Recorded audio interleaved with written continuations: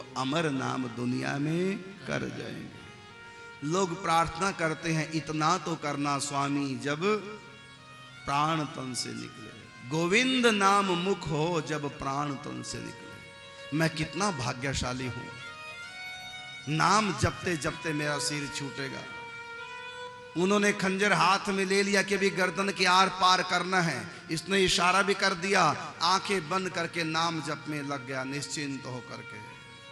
और देवर्षि नारद जी ने तो कह दिया था कि अकाल मृत्यु हरणम सर्व व्याधि विनाशनम विष्णु चरणोदकम पित्वा पुनर्जन्म नए विद्यते। और निश्चिंत था, कितना विश्वास था उसका भगवान में। कल एक सज्जन हमारे पास आए, उनका छोटा सा बच्चा, इतना छोटा कि बोल भी ढंग से सकता, तुतला के बोलता था, छोटा बच्चा था। उसने अपने छोटे से बच्चे को कहा, मेरी तरफ इशारा करते, ये महाराज जी हैं, ये महाराज जी हैं। नाराज हो गया बाप के ऊपर, आपको पाप लगेगा, भगवान जी आपको पाप लगाएंगे। उसने कहा क्यों? घर तो आप कह रहे थे कि हमारे गुरु जी हैं, यहां कहते हैं कि महाराज जी हैं। आप झूठ बोलते हैं, जो झूठ बोलता है उसको पाप लगता है, भगवान जी उसको पाप लगाते हैं। वो छोटा सा बच्चा बोला है। उसको देख करके मेरे मन में आया कि देखो छोटा सा बालक, कितने ऊंचे संस्कार है कि झूठ बोलने से पाप लगता है, भगवान जी उसको पाप लगाते हैं। ये तो माँ बाप के हाथ में अपने बच्चों को कैसे संस्कार देते हैं। अब ऐसा माहौल घर में होगा ना पाप पुण्य का,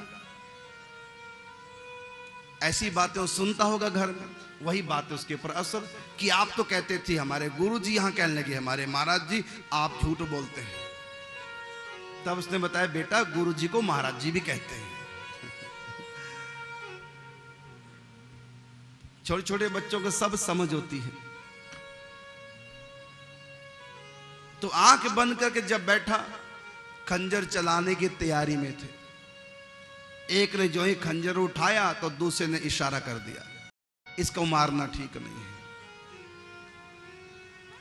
किसी जन्म में हमने पाप किया तो जो जल्लाद के घर में पैदा हुए हैं, और हम थोड़े से पैसे के लालच में निर्दोष के ऊपर प्रहार कर रहे हैं। ऐसा क्यों मन में विचार आ गया उनके? भगत के दर्शन करके, उसके व्यवहार को देख करके, उसकी भक्ति को देख करके, उसकी श्रद्धा निष्ठा आस्था को देख करके एक का मन बदला, उसका असर तीनों के ऊपर हो गया। चारों ने ये विचार किया कि इस बाल को मारना ठीक नहीं। ये तो भगवान का सच्चा भक्त लगता है, सच्चा विश्वासी है। क्या हमारी दुर्गति होगी इस निर्दोष बालक को मारने में, पैसे के लोभ में? ये बहुत बड़ा अपराध होगा हमारे लिए, इसको छोड़ देना चाहिए। फिर मन में विचार आया, छोड़ेंगे तो दृष्ट बुद्धि को पता चल जाएगा, वो हमको देश निकाला दे सकता है, या कोई भी झूठा इल्जाम लगवा करके राजा से हमको दंडित करवा सकता है। फिर कहा एक उपाय है। क्या? इसको कहें कि तुम नदी पार करके उस पार प्रदेश चले जाओ, इधर वापस मुड़ के नहीं आना, इस राज्य का परित्याग कर दो। बालक को ये कह देते हैं, परदेश में भेज देते हैं, दुष्ट बुद्धि महामंत्री को पता नहीं चलेगा। फिर एक ने कहा भेज तो देंगे, लेकिन दुष्ट बुद्धि महामंत्री ने यह भी तो कहा कि शरीर का कोई कटा अंग हमको दिखाना। क्या काटेंगे? कौन सा अंग दिखाएंगे? इसका अंग कटेगा, बेचारे को कितनी तकलीफ होगी। अब क्या किया जाए? उन चारों जल्लादों में से एक का ध्यान चला गया उसके पांव की तरफ। उसके पांव में 6 उंगलियां थी। सबसे छोटी उंगली के पास एक छठी उंगली और थी, जो मूल भाग में से बिल्कुल पतली हो गई थी, हड्डी नहीं थी, खाली हल्का सा मांस लटका था। वो 6 उंगलियों वाला था पांव से। कहे ठीक है, इसको विशेष कष्ट भी नहीं होगा, छठी उंगली काट देते हैं। ये हम दुष्ट बुद्धि महामंत्री को दिखा देंगे कि देखो हमने मार दिया और उसकी एक उंगली काट के लाए। चारों ने निर्णय कर लिया कि इस बालक को छोड़ देते हैं, ये पांव की छठी उंगली को काट करके राजा को, उसको महामंत्री दुष्ट बुद्धि को दिखा देंगे। यही किया।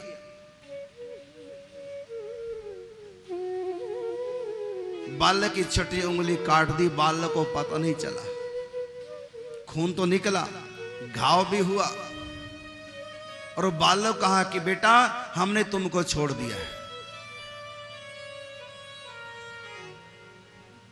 अब हम तुमको मारेंगे नहीं, तुम निश्चिंत हो जाओ, जाओ नदी के उस पार, मुड़ के पीछे नहीं देखना, परदेश में पहुंच जाओ।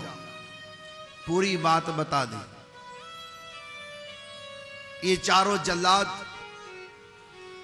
कटी हुई उंगली को लेकर के दृष्ट धुमन के पास गए, दृष्ट बुद्धि के पास गए। दृष्ट बुद्धि कहा कि महाराज आपके दुश्मन का काम सफाया कर दिया हमने, उसकी लाश को नदी में बहा दिया, ये उसकी मौत की निशानी उंगली आपके पास दिखाई। दृष्ट बुद्धि बड़ा प्रसन्न हुआ। देखो संत कह रहे थे, बड़े भविष्यवक्ता बनते थे, बड़ी भविष्यवाणियां कर रहे थे कि बालक तुम्हारी बेटी विषया का पति होगा। बालक का सफाया कर दिया, न रहेगा बांस न बजेगी बांसुरी। प्रसन्न हो गया। और इधर बालक नदी पार करके जंगल में पहुंच गया, बढ़ता गया बढ़ता गया, पांव में दर्द होने लगा। जब उंगली कटी थी, गरम गरम घाव था, विशेष दुख कष्ट नहीं हुआ, लेकिन घाव पुराना हुआ तो पक गया, दर्द होने लगा। अब रोने लगा, पांव को पकड़कर बैठ गया, भगवान को पुकारने लगा, प्रभु मेरे माता पिता बचपन से छूट गए, मैं अनाथ हूं, आपके सिवा कोई मेरा नहीं है। भगवान को पुकारा।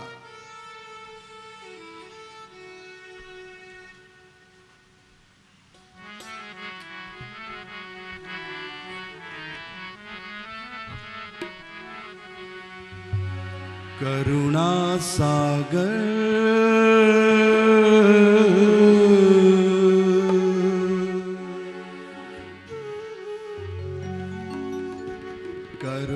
सागर अब तो मेरी सुध लीजिए।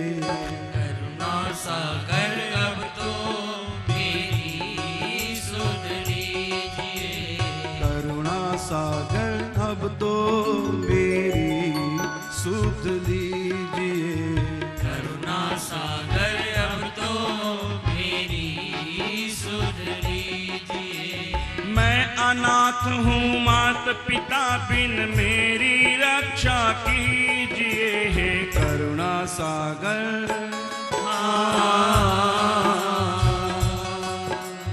करुणा सागर अब तो मेरी सुध लीजिए।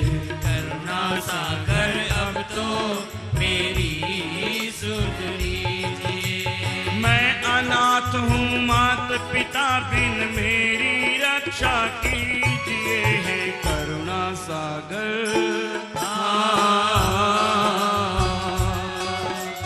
करुणा सागर अब तो मेरी सुध लीजिए। करुणा सागर अब तो मेरी सुध लीजिए।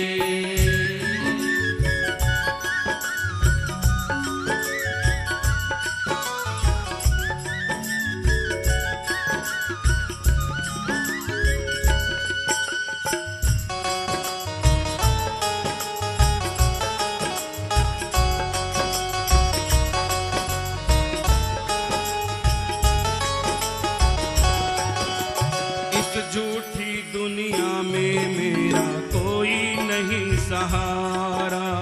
इस झूठी दुनिया में मेरा कोई नहीं सहारा। इस झूठी दुनिया में मेरा कोई नहीं सहारा। इस झूठी दुनिया में मेरा कोई नहीं सहारा। दुखों की बहती नदियां का तू ही एक किनारा। दुखों की बहती नदियाँ का तू ही एक किनारा। दुखों की बहती नदियां का तू ही एक किनारा। दुखों की बहती नदियाँ का तू ही एक किनारा। भटक रहा हूँ निर्जन वन में, मुझे सहारा दीजिए हे करुणा सागर। करुणा सागर अब तो मेरी सुध लीजिए। करुणा सागर अब तो मेरी सुध लीजिए।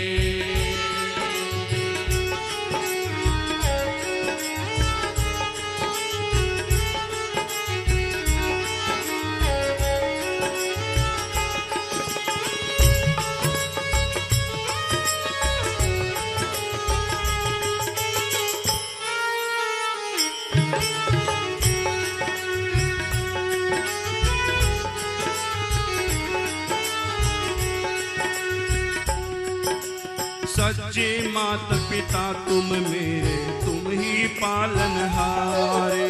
सच्चे मात पिता तुम मेरे, तुम ही पालनहारे।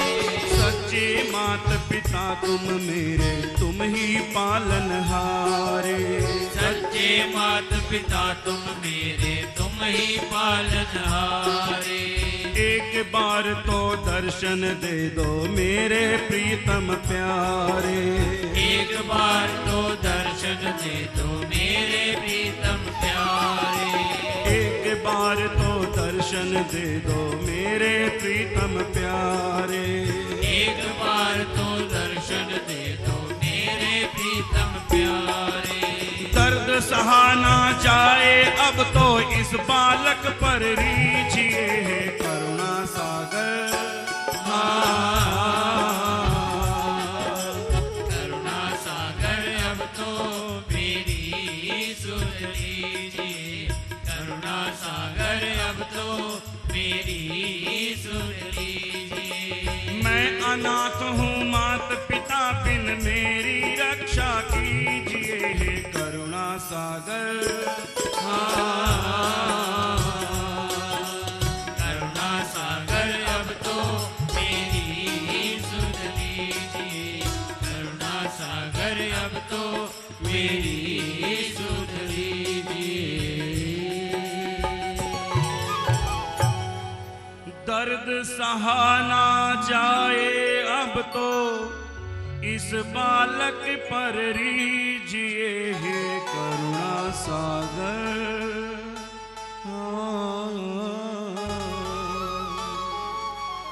करुणा सागर अब तो मेरी सुध लीजिए।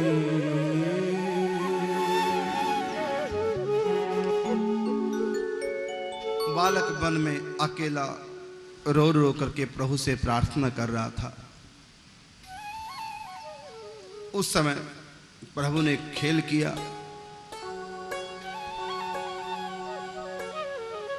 एक राजा थे चंदनावती के, जिनका नाम था कुलिंदक। उनके कोई संतान नहीं थी। रास्ते में मिल गए राजा। चंदनावती के राजा कुलिंदक ने बालक से कहा, तुम यहां निर्जन वन में अकेले, तुम्हारे माता पिता कहाँ हैं? तुम क्यों रो रहे हो? उसने कहा कि मेरा संसारी कोई माता पिता नहीं है। श्री कृष्ण ही मेरी माँ है, श्री कृष्ण ही मेरे पिता हैं। परमात्मा के सिवा मेरा कोई और दूसरा नहीं। मैं अनाथ हूं, मेरा कोई नहीं। मेरे माता पिता मर गए। जिसने मुझको पाला वो भी सिर छोड़ के चले गए। मैं अकेला हूं। मेरे पांव में घाव, चला नहीं जाता मुझसे। मैं भूखा प्यासा। बालक को गोद में उठा लिया कि बेटा तू चिंता ना कर, तू रो मत, मैं तुम्हारा पिता हूं, तुम मेरे बेटे हो। भगवान का शुक्रिया अदा किया। प्रभु आपका धन्यवाद, आपने मुझको पुत्र दिया है। बालक को लेकर के घर आ गए। कुछ समय के बाद घाव ठीक हो गया। बच्चे को गुरुकुल में बैठा दिया पढ़ने के लिए। योग्य हो गया, बड़ा हो गया भी। इनका विवाह भी कर दिया गया। नहीं, विवाह नहीं हुआ, युवराज पद पर आसीन कर दिया गया, तिलक कर दिया, पूरे नगर में डिंडोरी पिटवा दी। ये समाचार फैल गया कि हमको युवराज मिल गया। बालक को जो चंद्रहास था, अब ये युवराज हो गए हैं। ये भविष्य के राजा घोषित हो गए हैं। राजा भी निश्चिंत हो गया, अपने पुत्र की, दत्तक पुत्र की योग्यता को देख करके निश्चिंत हो गए। एक होते हैं राजा, एक होते हैं महाराजा, एक होते हैं चक्रवर्ती राजा। इन तीनों में अंतर है। अपने देश का जो स्वामी है वो राजा कहलाता है, और कई कई राजाओं को जीत करके अपने अधीन कर ले उसको महाराजा कहते हैं, और पूरी दुनिया के राजाओं को जीत करके अपने अधीन कर ले उसको चक्रवर्ती कहते हैं। चक्रवर्ती सम्राट संसार में केवल एक ही हुआ करता है। महाराजा भी गिने चुने होते हैं, राजा बहुत होते हैं। तो चन्नावती का जो राजा था, जिसके यहां दृष्ट बुद्धि महामंत्री था, वो महाराजा था।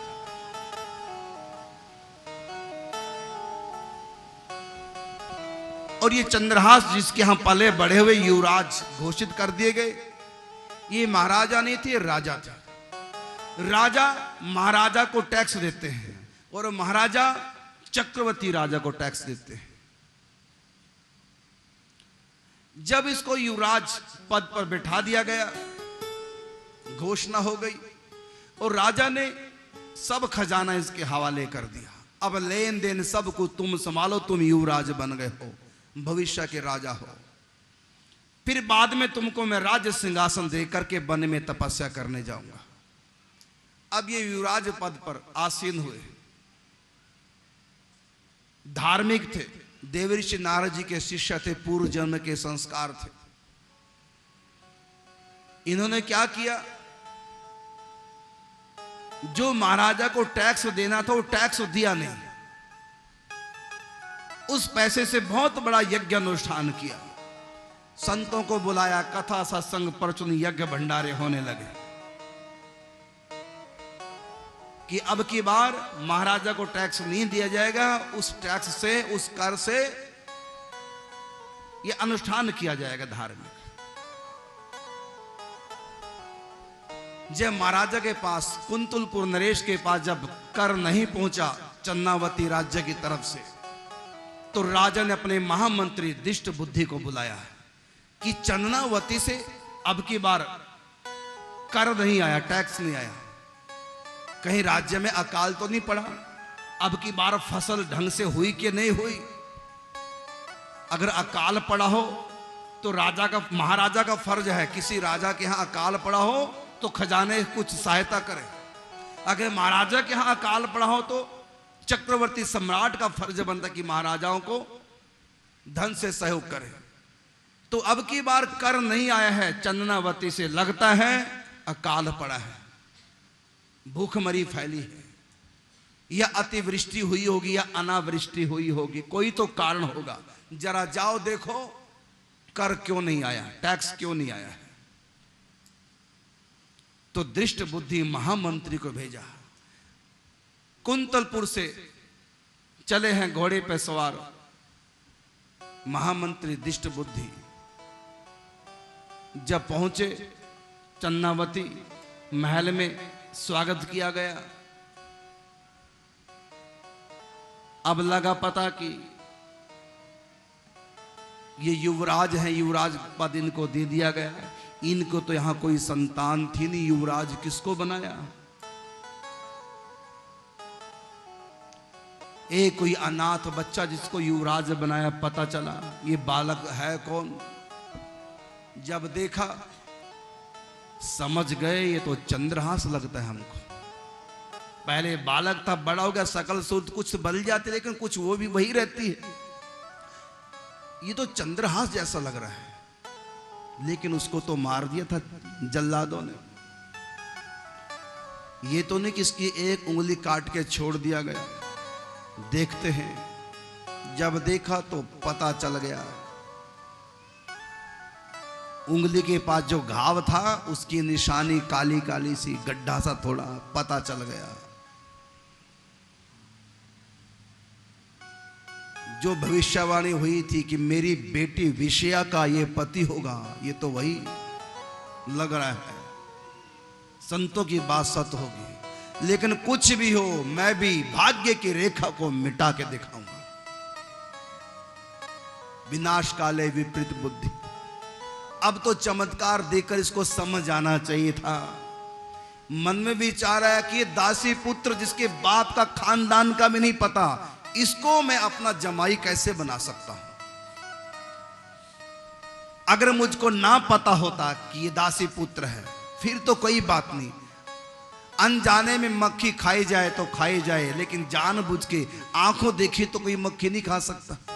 मैं तो जानता हूं भला ये मेरा जवाई बनेगा, कुछ भी हो इसको मरवाना है। और एक दूसरा तरीका अपनाया, अब मैं इसको अपने बेटे के हाथों मरवाऊंगा। जल्लादों ने तो मेरे साथ धोखा किया, लेकिन मेरा बेटा मदन सेन मेरी आज्ञा का पालन करेगा। मदन सेन के हाथों घर में ही चोरी से इसको मरवाऊंगा। तरीका क्या निकाला? एक बहाना, मैं कुछ दिन यहां रहूंगा चन्नावती में। एक पत्र लिख दिया, युवराज चंद्रहास को पत्र दिया कि बेटा जाओ ये पत्र मेरे पुत्र मदन सेन को दे के आओ। तब तक मैं ही हूं। मेरे पुत्र को मदन सेन को पत्र देना, रात्रि को वहां विश्राम करना, अगले दिन वापस लौट कर आना। और उस पत्र में क्या लिखा था? उस पत्र में लिखा था कि मदन शत्रु को विष दे देना, बिना कुछ सोचे विचारे, बिना देरी किए, अवसर को चूकना नहीं। पत्र में लिख दिया और नीचे अपने सिग्नेचर मार दिए,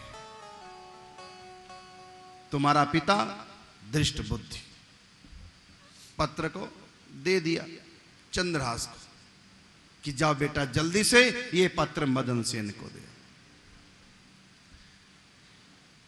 घोड़े पे चढ़ करके सवार होकर के आए हैं चंद्रहास।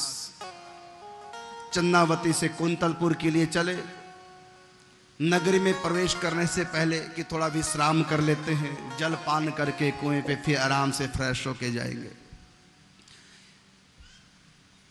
कुंतलपुर नगरी से बाहर बगीचा था, बगीचे में रुक गए, स्नान किया,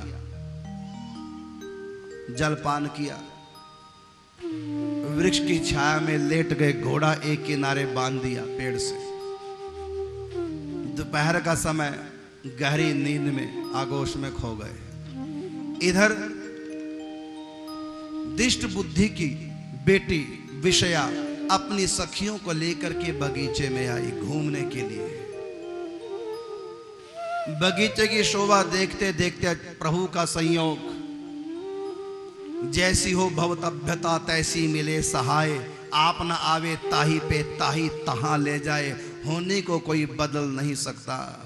सखियों से अलग हो गई बगीचे की सुंदरता देखते देखते, और उधर कुएं की तरफ होते जब गई देखा घोड़ा बंद है। ये तो हमारा घोड़ा नहीं है, ये घोड़ा किसका है? थोड़ा और आगे बढ़ी, देखा कि वृक्ष की छाया में एक राजकुमार सो रहा है। राजकुमार की सुंदरता देखते ही विषया मोहित हो गई। मेरे पिताजी चिंता करते हैं कि ऐसी जैसे मेरी राजकुमारी फूलों की सी बेटी है, ऐसा कोई योग्य वर मिलेगा। इतना सुंदर क्या कोई हो सकता है? क्यों नहीं हो सकता? मैं पिता को बताऊंगी, देखो कितना सुंदरी राजकुमार है, मेरे योग्य है। मोहित हो गई। फिर ध्यान से देखा, सोते हुए उसकी पगड़ी थोड़ा सा खिसक गई थी। पगड़ी के अंदर वो पत्थर खोसा हुआ था, वो अलग हो गया था। चुपके से उस पत्र को उठाया कि ये पत्र है क्या? कागज का टुकड़ा जो पगड़ी से नीचे लटका है खिसक करके। कागज को पढ़ा, पढ़ के हैरान होगी कि पिताजी ने, ये तो पिताजी का पत्र है।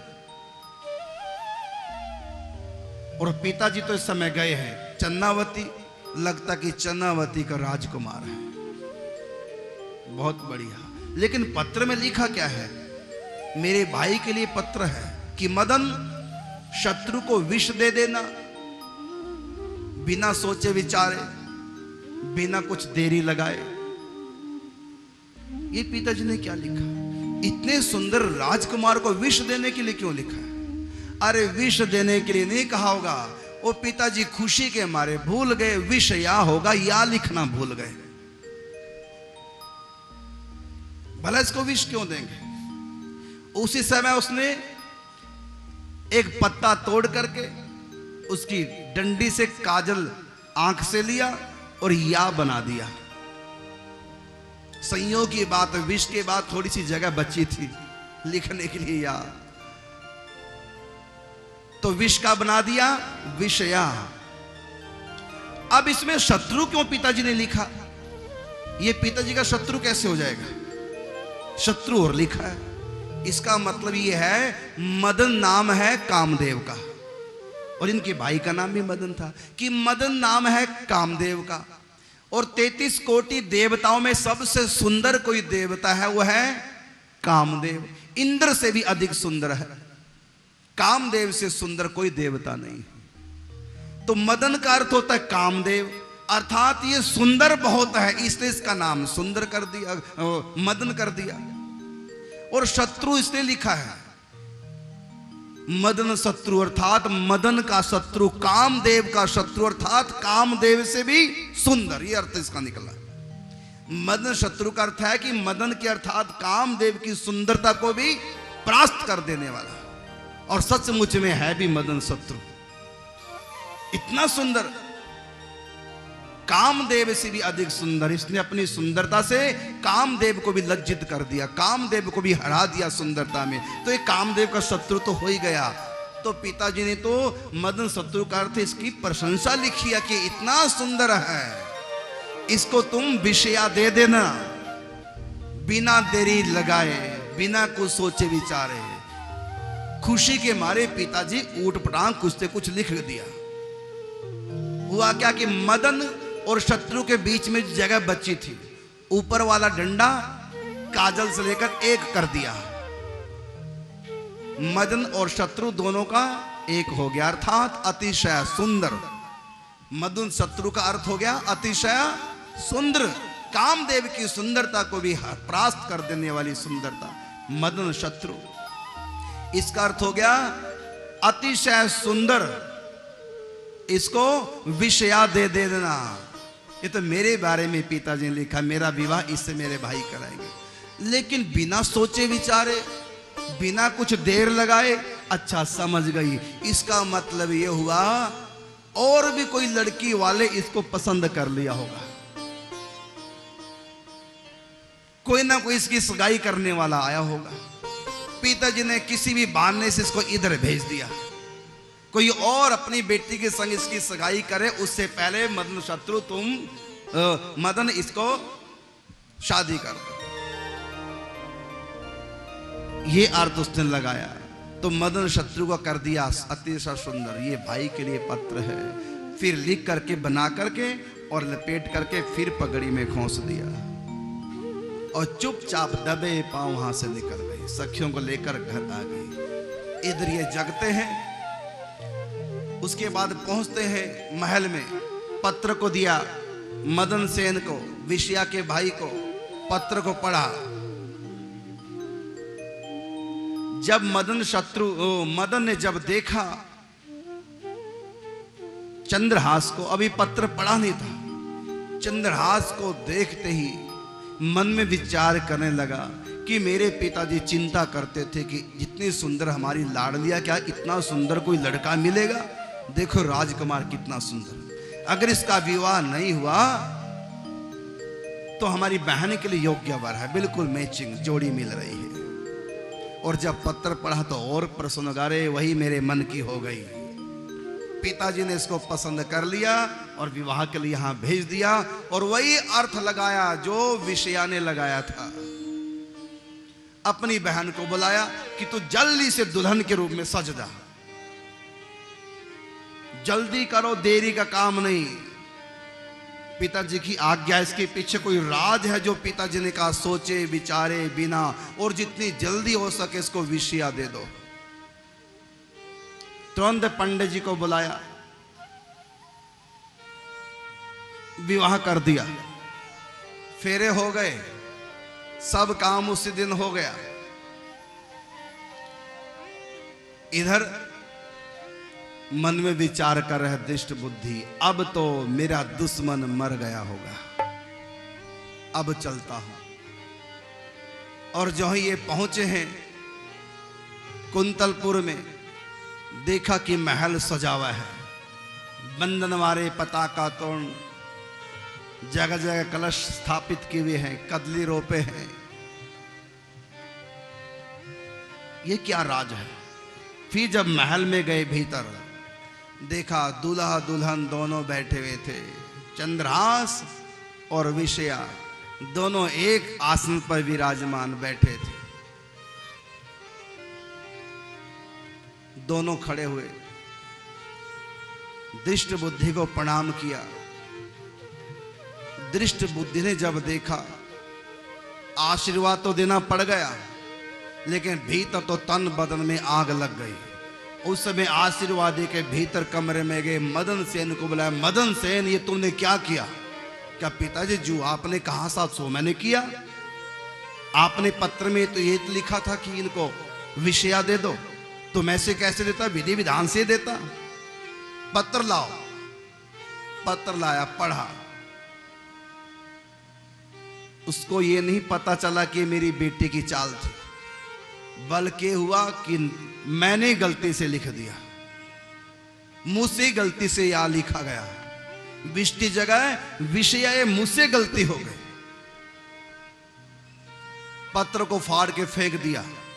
कुछ भी हो, चाहे मेरी बेटी विधवा हो जाए, चाहे कितना भी कष्ट दुख पाए, मैं इसको नहीं छोड़ूंगा। तीसरी बार फिर षड्यंत्र रचा, बाहर से प्रसन्नता का नाटक करता हुआ बोला अपने जमाई से, चंद्रहास के बेटा डोली की विदाई बाद में होगी, हमारे यहां एक नियम है, नगर से बाहर जो काली का मंदिर है,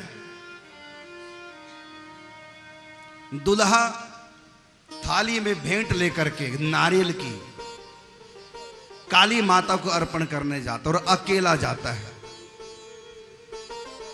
जाओ पहले काली माता को नारियल की भेंट बलि चढ़ाया, ये हमारे यहां का नियम है, तुम अकेले जाना। भेज दिया अकेले। इधर जल्लादों को बुलाया कि जल्दी से शॉर्टकट रास्ते से मंदिर में काली के पहुंचो, जो भी हाथ में थाली और उसमें अकेला नारियल लेके आए उसकी गर्दन उड़ा दो, बस जल्दी करो। जो भी मंदिर में अकेला पहुंचे, नारियल की थाली लेकर ये पहचान है, उसकी तुरंत गर्दन उड़ा दो, ये मेरी आज्ञा है। जल्लाद भागे भागे घोड़ों से गए, भागे नगर से बाहर, मंदिर के पीछे जाके छुप गए कि जो भी अकेला व्यक्ति आएगा उसकी पहचान है, नारियल उसकी थाली में होगा, उसकी गर्दन काटने, उसका वध करना। छुप गए। इधर ये चला मंदिर की ओर। उसी समय गालव ऋषि, बड़े सिद्ध महापुरुष में गालव ऋषि ने कुंतलपुर के महाराजा से कहा कि महाराज, आपकी जो बेटी है चंपक मालिनी, आपने कई बार मुझसे पूछा था इसके लिए योग्य कोई वर बताओ, इसके लिए योग्य वर मैं बता रहा हूं। इसी समय अगर फेरे हो जाए इसी मुहूर्त में आज ही अभी फेरे हो जाए तो आपके बेटी का सुहाग अचल हो जाएगा और आपके यहां संतान नहीं, लड़का नहीं है।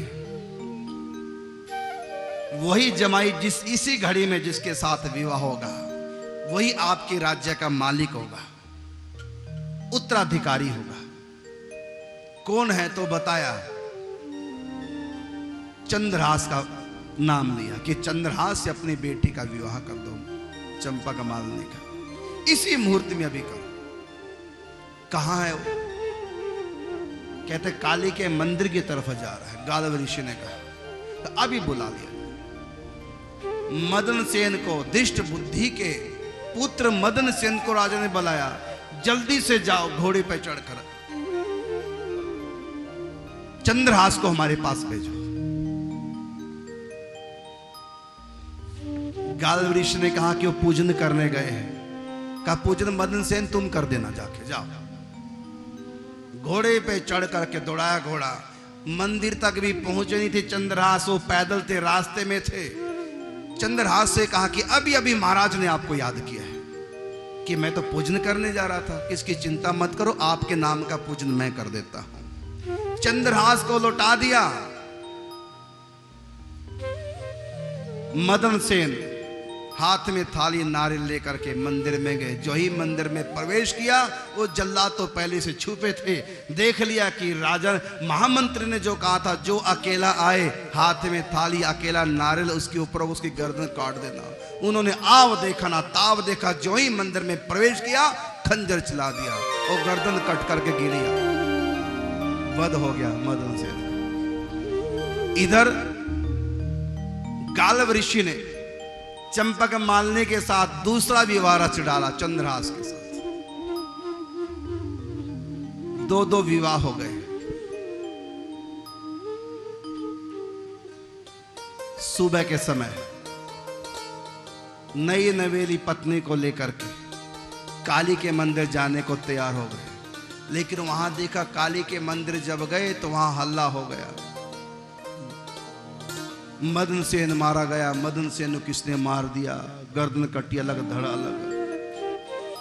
दृष्ट बुद्धि को पता चला, वो पहुंचा, उसको सब बात पता चल गई कि कांड हुआ क्या। उसी समय उसने तलवार उठाई, अपनी गर्दन भी काट दिया। मेरा जीने का कोई अधिकार नहीं, मेरा बच्चा ही चला गया, वो भी मर गया, आत्महत्या कर ली। बेटे के कटे हुए सिर को देख करके दृष्ट बुद्धि ने आत्महत्या कर ली। दो दो सिर कटे पड़े हैं। इधर ये पहुंचे हैं अपनी पत्नी को लेकर के, चंपक मालिनी को लेकर के, भगवती माता के गौरी के दर्शन करने के लिए। देखा खून खराबा हो गया, ये क्या हुआ, ये ऐसे कैसे हो गया। तो भगवान से कहा, उस समय भगवती महाकाली की मातेश्वरी ये क्या हो गया। आकाशवाणी हुई, इसने अपने पापों का दंड पाया है। पूरी बात आकाशवाणी के द्वारा आदि शक्ति भगवती महाकाली ने चंद्रहास को बता दी। इसको मरना ही था, पूरी बात बता दी आदि से अंत तक की। चंद्रहास ने कहा कि मातेश्वरी, भले कितना बड़ा पापी क्यों ना हो, इन दोनों की बाप बेटी की मृत्यु का कारण मैं हूं, मैं अपराधी हूं। मेरे कारण से बेचारे दोनों मारे गए, मेरा दोष है, मैं कारण बना इनकी मौत का, इसलिए मुझको भी अब जीने का कोई अधिकार नहीं। माता की मूर्ति जो अष्टभुजी, हाथ में एक में तलवार थी, उस तलवार को लिया और अपनी गर्दन पर प्रहार करने लगा। अब मुझको जीने का कोई अधिकार नहीं रहा। उसी समय मातेश्वरी मूर्ति में से प्रकट हो गई, चंद्रहास का हाथ पकड़ लिया। बेटा ये तुम क्या कर रहे हो, ये तो अपने पाप से मरे हैं, तुम कारण, इनका पाप कारण, तुम ये क्या कर रहे हो। चंद्रहास ने कहा, मातेश्वरी चाहे बात कुछ भी हो, कारण मैं हूं, मैं ना होता दुनिया में ये दोनों क्यों मरते, कारण मैं हूं। या तो इन दोनों को जीवित कर दो या फिर मेरा भी सिर, तीसरी बलि मेरी ले लो। मातेश्वरी को हां करनी पड़ी। उन दोनों को जीवित कर दिया। भगवान क्या नहीं कर सकते, दोनों को जीवित कर दिया। भगवती ने प्रकट होकर के कहा चंद्रहास को, बेटा वरदान मांगो, मैं तुम्हारी भक्ति पे, तुम्हारे स्वभाव पे बहुत रिझी हूं।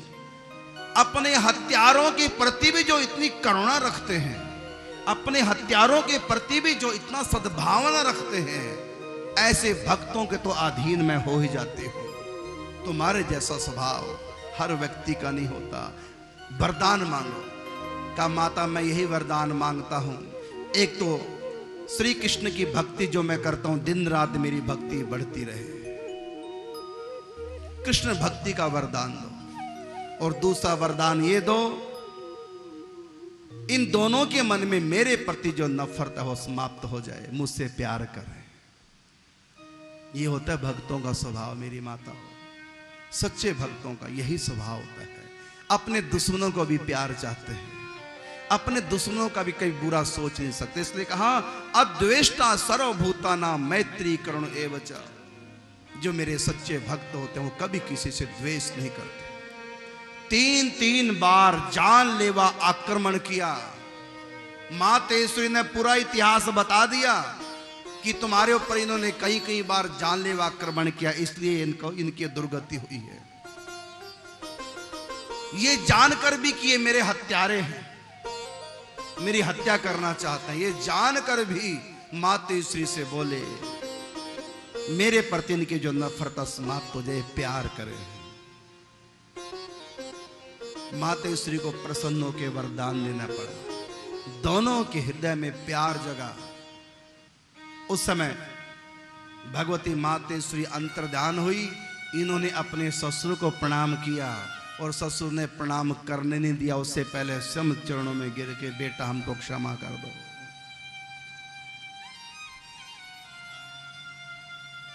तब बाद में पता चला दृष्ट बुद्धि को कि जिसको मैं दासी पुत्र मानता हूं, ये दासी पुत्र नहीं है,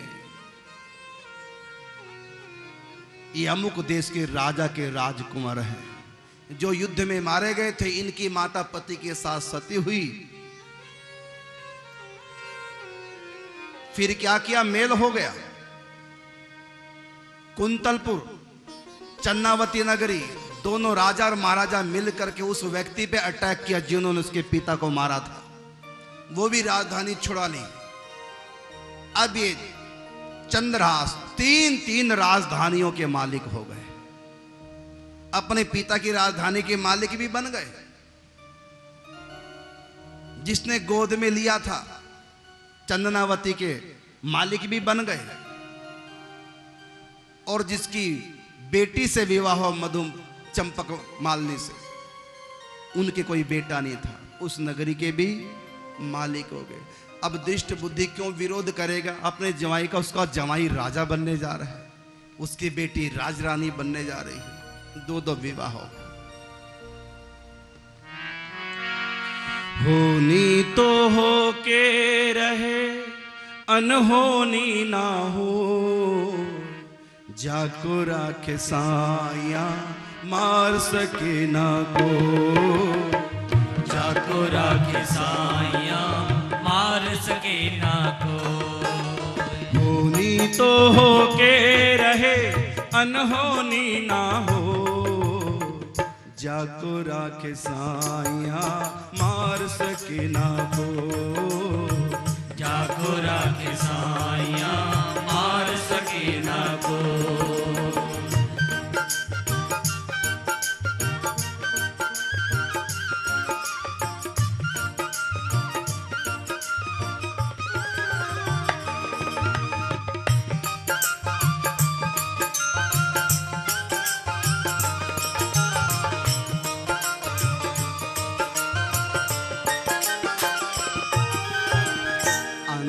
समय को इस जग मेरे, अंत समय को इस जग मेरे, कोई रोक न पाया। धोखा देने वाले ने खुद एक दिन धोखा खाया, धोखा देने वाले ने खुद एक दिन धोखा खाया। जैसी करनी वैसा फल, आज नहीं तो निश्चय कल। जैसी करनी वैसा फल, आज नहीं तो निश्चय कल। फूल भी कैसे पाएगा जिसने हो कांटे बोल। जाको राखे साइया मार सके ना को, जाको राखे साइया मार सके ना को। होनी तो हो के रहे अनहोनी ना हो। जाको राखे साइया मार सके ना को, जाको राखे साइया मार सके ना को।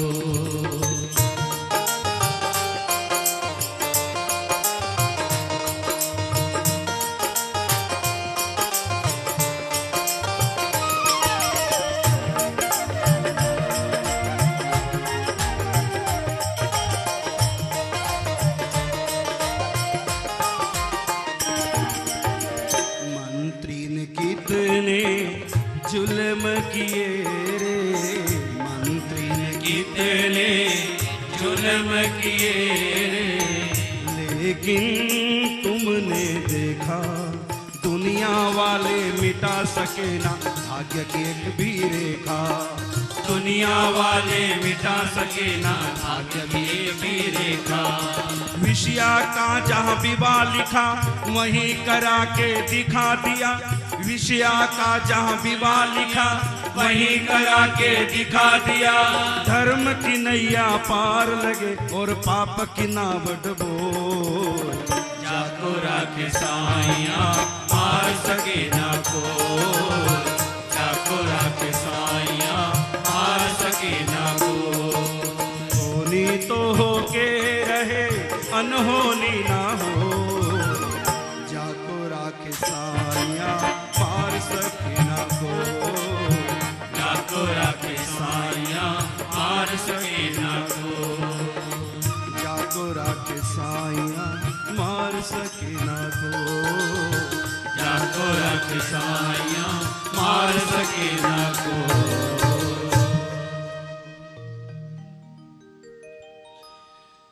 भगवान का ये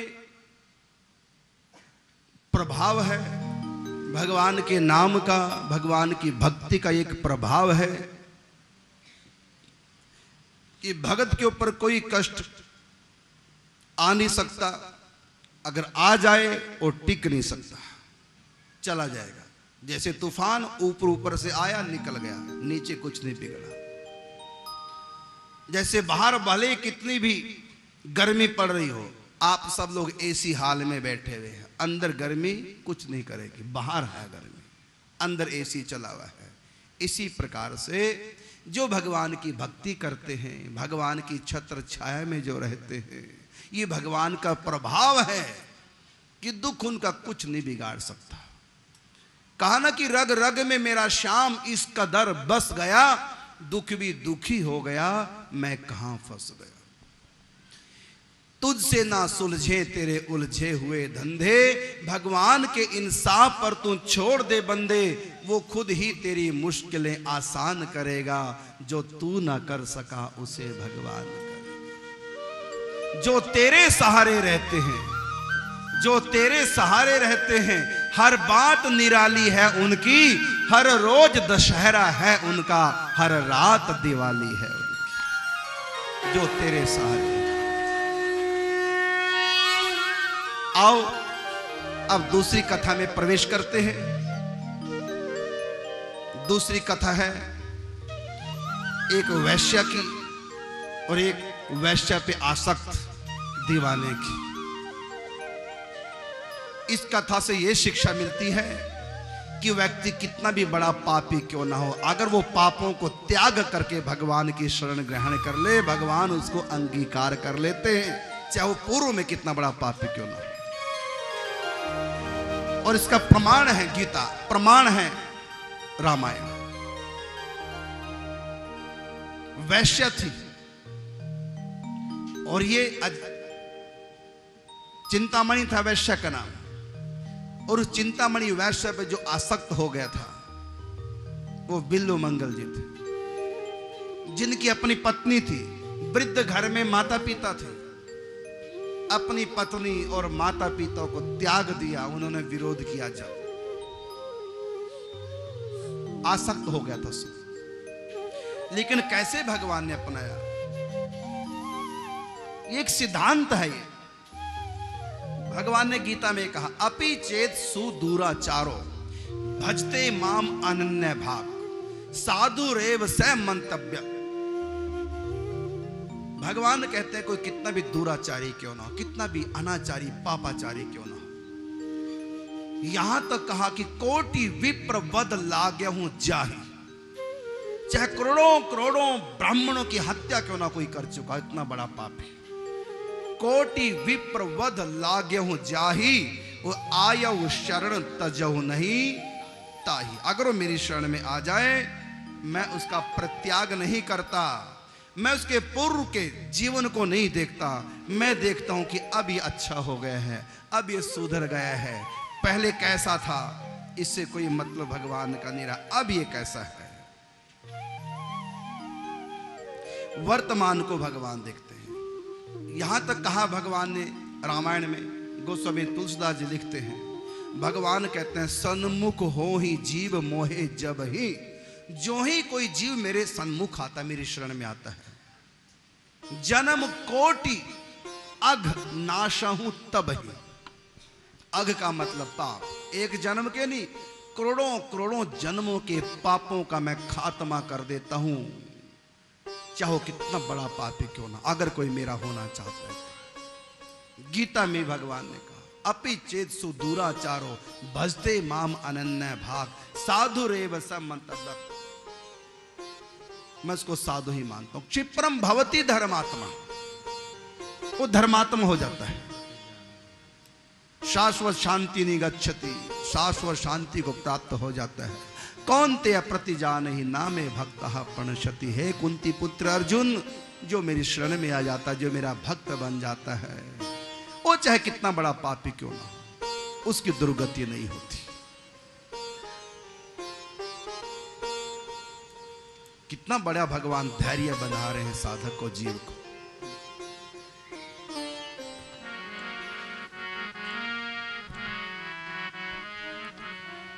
ये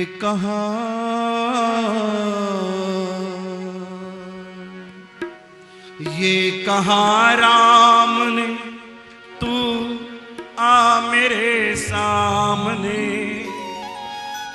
सन्मुख हो ही जीव मोहे जब, मेरे सन्मुख को ये हो जाए। ये कहा राम ने, आ मेरे सामने, तेरे पापों से तुझको छुड़ाऊंगा मैं।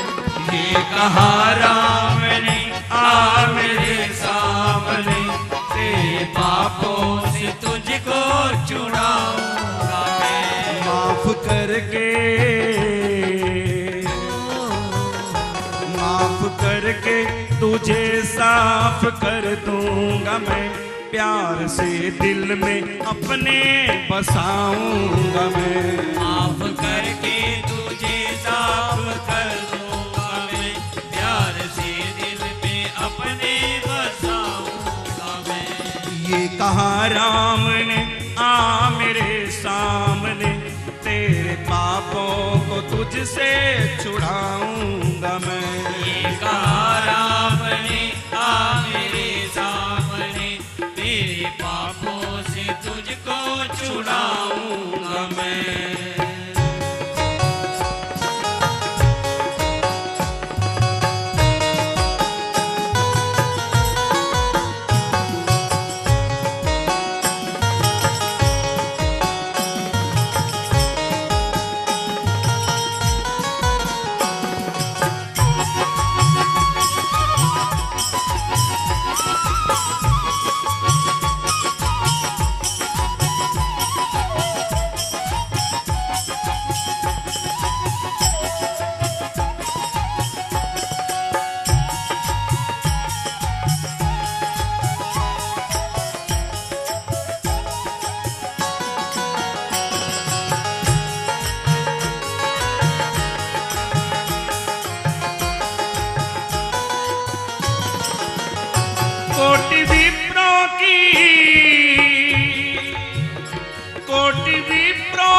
हत्या चाहे तूने की, कोटि विप्रों की हत्या चाहे तूने की, कोटि विप्रों की हत्या चाहे तूने की, कोटि विप्रों की हत्या चाहे तूने की, दुराचारी रहा चाहे भर जिंदगी, दुराचारी रहा चाहे भर जिंदगी, हो दुराचारी रहा चाहे भर जिंदगी, दुराचारी रहा चाहे भर जिंदगी, फिर भी आए शरण मेरी छोड़ू नहीं, तुमको अपने गले से लगाऊंगा मैं। फिर भी आए शरण मेरी छोड़ो नहीं, तुमको अपने गले से लगाऊंगा मैं। ये कहा राम ने आ मेरे सामने, तेरे पापों से तुझको छुड़ाऊंगा मैं। कहा राम ने आ मेरे सामने, तेरे पापों से तुझको छुड़ाऊंगा मैं।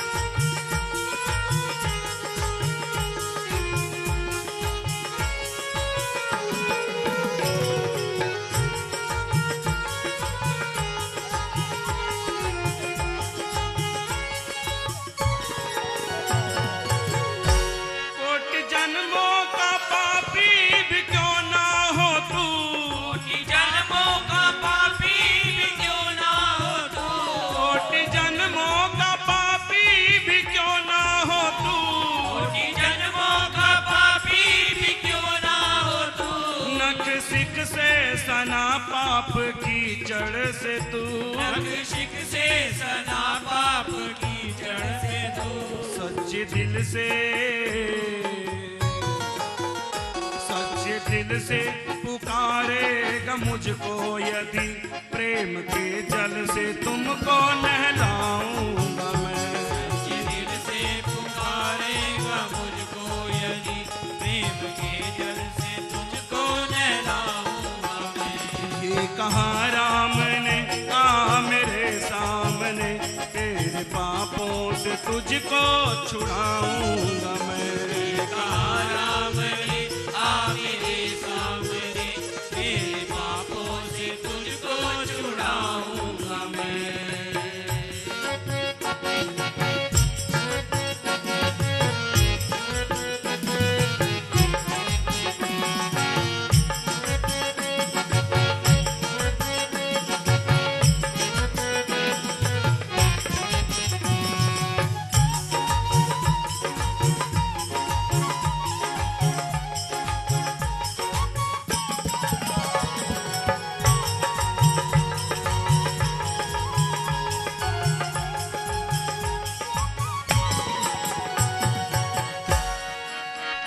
पाप को त्याग कर जो जपे नाम को, पाप को त्याग कर जो जपे नाम को, पाप को त्याग कर जो जपे नाम को, पाप को त्याग कर जो जपे नाम को, करे मेरे लिए नित्य हर काम को, करे मेरे लिए नित्य हर काम को, वो करे मेरे लिए नित्य हर काम को, करे मेरे लिए नित्य हर काम को, मुक्ति दूंगा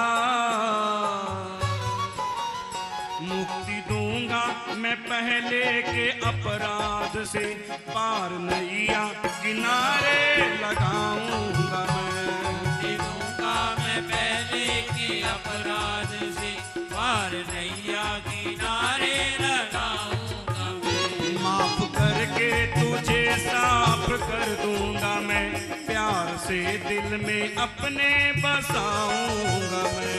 माफ करके तुझे साफ कर दूंगा मैं, प्यार से दिल में अपने बसाऊंगा मैं। ये कहा राम ने आ मेरे सामने, तेरे पापों से तुझको छुड़ाऊंगा मैं, माफ करके तुझे साफ कर दूंगा मैं, माफ करके तुझे साफ कर दूंगा मैं, प्यार से दिल में अपने बसाऊंगा मैं।